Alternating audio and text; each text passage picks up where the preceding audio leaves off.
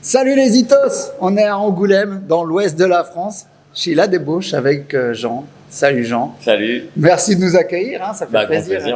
Toujours. Ça fait plaisir de venir chez vous. Une des grandes brasseries pour nous. On a l'habitude d'avoir vos produits, mais pas forcément l'habitude d'être sur place. Vous nous avez très bien accueillis la dernière fois, c'était à nous de vous rendre l'appareil. Donc aujourd'hui, on est hyper content de vous accueillir pour qu'on puisse en plus brasser une bière tous ensemble. C'était une bonne soirée à Bienne d'ailleurs. C'était une bonne soirée. Donc, peut-être pour cet épisode, on va en faire deux parce qu'on aura autre chose à raconter après. Mais pour cet épisode, on va peut-être parler de la débauche, de la brasserie, d'où elle vient, comment elle s'est développée et que tu nous expliques un peu tout ça. Déjà, ça fait combien d'années ? Eh ben, écoute, c'est tout frais et on a fait notre festival, on vient de fêter nos 10 ans d'existence. Donc 10 ans, tu vois, ça fait dire fondation en 2013.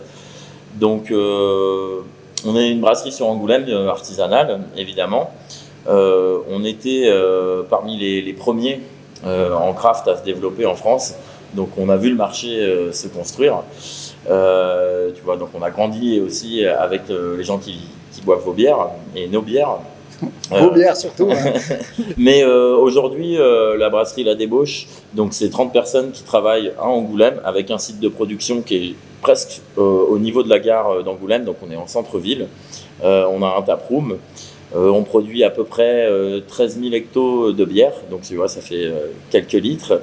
On vend dans une quinzaine de pays différents.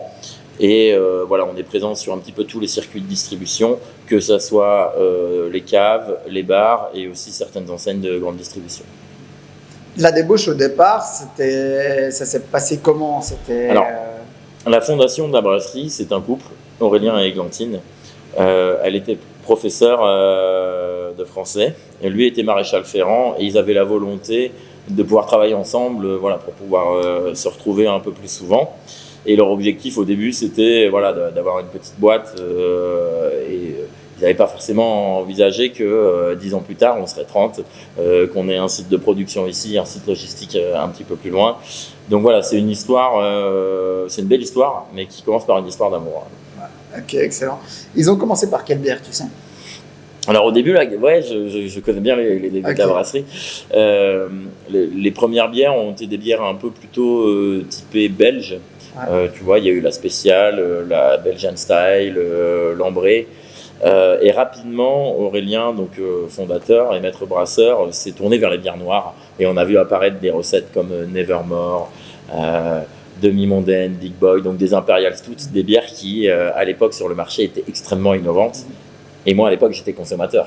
Donc j'ai bu des Nevermore de La Débauche. Et ça a vraiment été un déclic, quoi. Tu vois, c'était vraiment des bières novatrices, quoi. Donc c'est un petit peu ce qu'a eu le rôle de La Débauche sur le marché, en tout cas. Tu disais, maintenant vous êtes 30 à bosser ici. Comment t'arrives toi à expliquer le fait qu'une brasserie comme ça, à Angoulême, qui n'est pas forcément connue pour la bière, on vous connaît pour la BD, pour le cognac, mais la bière pas forcément. Comment tu t'expliques qu'une brasserie elle ait pu se développer à ce point ? Alors je pense que déjà, le marché s'est développé en même temps que la brasserie, c'est-à-dire que voilà, les gens ne boivent plus les mêmes bières en 2010 qu'en 2013, ça c'est évident. Donc je pense que ça a été aussi une des brasseries pionnières qui a été présente sur différents réseaux de distribution. C'est une brasserie qui a toujours fait des bonnes bières et avec une identité graphique très forte, des visuels vraiment engagés et très forts. Donc je pense que ça a été la clé du succès, mais ça a été aussi de jamais tricher, quoi. Voilà, de faire de la bière simplement, avec humilité, de la vendre à un prix cohérent aussi, pour que tout le monde puisse travailler. Et je pense que c'est comme ça que la recette a pris. Et on a aussi une équipe, je pense que vous l'avez vu en passant la journée ici, les gars chez nous, et les filles, pardon, sont vraiment tous des passionnés, quoi. On a une équipe très soudée. C'est quand même une petite famille, La Débauche. Et je pense que ça, c'est aussi un des clés de la réussite. Ça veut dire qu'il y a beaucoup de gens qui sont arrivés dans la boîte il y a 5, 6, 7 ans et qui sont encore là aujourd'hui, quoi. Ce qui est impressionnant aussi quand on visite ici, c'est que on connaît le nom La Débauche. On voit que vous avez une gamme qui est vraiment large. Vous faites des grandes quantités. Et pourtant, quand on visite la brasserie, on a vraiment l'impression d'être dans les bases du craft encore, quoi. Il y a le brûleur à gaz, c'est assez hallucinant, quoi. C'est aussi un des trucs qui est très original chez nous et qui est aussi valorisant, c'est que nous, c'est un peu du brassage amateur, mais en taille XXL, quoi. C'est qu'on n'a pas de brasserie automatique, on chauffe avec des cuves en cuivre. avec des brûleurs à gaz, on chauffe direct. Enfin, t'as vu comment ça travaille chez nous. Voilà, c'est encore très très manuel, quoi, même jusqu'au conditionnement. Donc, c'est une des particularités de cette brasserie. C'est ce qui fait aujourd'hui que si tu compares notre production à certaines autres brasseries, on a besoin de plus de personnes. Mais parce qu'on a un outil voilà, qui est assez particulier, qui demande un travail manuel, mais qui un jour nous permet de faire une cute and sober à 0,5 et le lendemain de pouvoir préparer des bières comme des Sacré d'Heure à 30 degrés, quoi. Et ça, je pense que c'est unique en France d'avoir un outil aussi flexible, quoi. Comment tu as l'impression que ça a évolué, peut-être dans la région déjà? Est-ce que la population elle s'est mise à la craft parce qu'il y a la débauche qui grandissait, ou bien vous avez grandi avec? Comment ça s'est passé? Un peu comme les cordonniers, tu vois, on n'est pas très, très bien chaussé. Angoulême, c'est pas forcément une ville où on vend beaucoup de bière. Ça veut dire que ça pourrait être surprenant, mais on pourrait se dire qu'on vend la majeure partie de notre production autour de chez nous. Et bien en fait, pas vraiment. Évidemment, on a notre taproom, donc notre bar qui est dans la brasserie où on peut venir boire des bières. Donc il y a beaucoup de clients de la débauche qui viennent boire des bières chez nous, qui viennent passer un moment devant les cuves entre amis. Mais la ville n'est pas une ville craft si on compare à des villes de taille à peu près similaire. Bon, c'est un peu plus grand, mais Poitiers qui est pas loin. Par exemple, Poitiers est un petit peu plus avancé dans le développement bière qu'Angoulême. Mais c'est vrai que nous, voilà, on fait beaucoup d'événements au taproom et je pense qu'on a un petit peu éduqué la population angoumoisine à la craft. Et je pense qu'ils ont pour la plupart découvert la craft avec la débauche, quoi. Donc ça fait plaisir. Mais on a voilà, des magasins, des caves à bière, des bars à bière qui aujourd'hui proposent des bières d'un peu partout, quoi. Mais aujourd'hui, Angoulême voilà, est une ville où on vend très peu de bière. C'est paradoxal, hein, alors qu'on est capable d'aller la vendre jusqu'en Suisse, tu vois, qu'on vend aussi aux États-Unis, au Japon. Et bizarrement, à côté de chez nous... ça reste modeste, quoi. Ouais, exactement. Ça, c'est un modèle, c'est un peu le modèle français, mais qui, à mon avis, va tendre à disparaître, quoi, à plutôt avoir des brasseries locales comme aux États-Unis. Enfin, j'imagine, quoi, que ça va se passer comme ça. Et toi, qui vas comme représentant un peu partout pour aller vendre la débauche, tu l'as dit, hein, ça peut être en France et à l'étranger. Est-ce que c'est facile à vendre la débauche? Est-ce que tu as l'impression que vous avez une image qui est très marquée, une réputation qui vous précède ou Alors,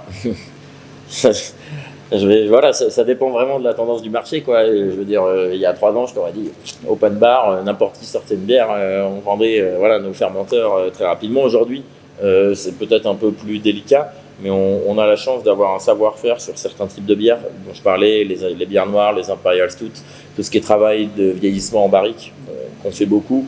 Et ça, ce sont des choses qui sont demandées parce qu'on est connu dans ce domaine. Donc oui, et je vais dire, forcément, vu les produits, la bière se vend bien en tout cas. Voilà.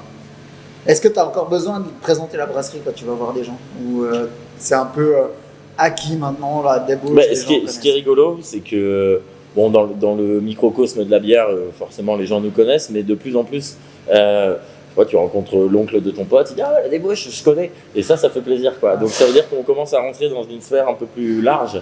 Et donc ça fait plaisir, mais évidemment, il faut toujours se mettre en avant, il faut toujours faire goûter, rien n'est jamais acquis, en fait.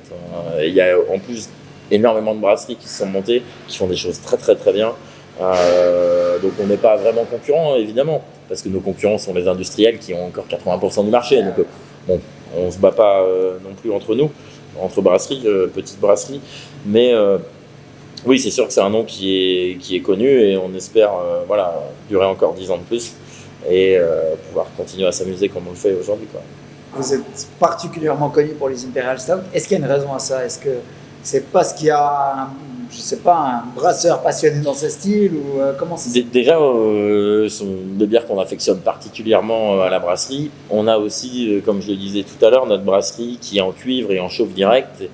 Donc ça peut expliquer, ça peut favoriser, on fait des ébullitions qui sont longues, voilà, un peu de réaction de Maillard, certaines caramélisations des maltes au fond de la cuve qui peuvent expliquer qu'on fasse des bonnes bières noires. Mais je pense que voilà, c'est aussi la technique qui a été acquise, on en fait depuis longtemps. Et puis à force, on a l'expérience, quoi. On essaie de s'améliorer à chaque fois. Donc voilà, je pense que c'est plutôt aussi une volonté de notre part d'en faire beaucoup, quoi. Parce que dans la gamme permanente des bières noires, j'en ai bien sur les 14, il y en a bien 6 ou 7. Hein. Ouais. Donc c'est quand même colossal. En général, assez forte en plus. En général, assez forte. Mais ça, c'est parce que vous aimez ça. Ouais, bien sûr, mais bon. On fait de tout, hein, de toute façon. Cool. À consommer avec modération. Évidemment, évidemment. Jean, je te propose que tout à l'heure, dans une prochaine vidéo, on parle d'une petite surprise qu'on a pour les clients BureauClock et peut-être pour les fans de la débauche qui découvriront ça. En tout cas, je te remercie beaucoup pour l'accueil. Et puis au plaisir, hein, vous êtes à Angoulême chez vous en tout cas. Bah, avec grand plaisir. Et puis tu reviens à Bienne quand tu veux aussi. Hein. J'aimerais bien. Mais la quand t'as le temps. La comptable m'a dit non. Top. Merci à vous de nous avoir suivis. On se retrouve bientôt sur YouTube ou au BureauClock de Bienne si vous passez nous voir, ou à Angoulême si vous passez voir la débauche. Avec plaisir. Merci les Itos, à bientôt.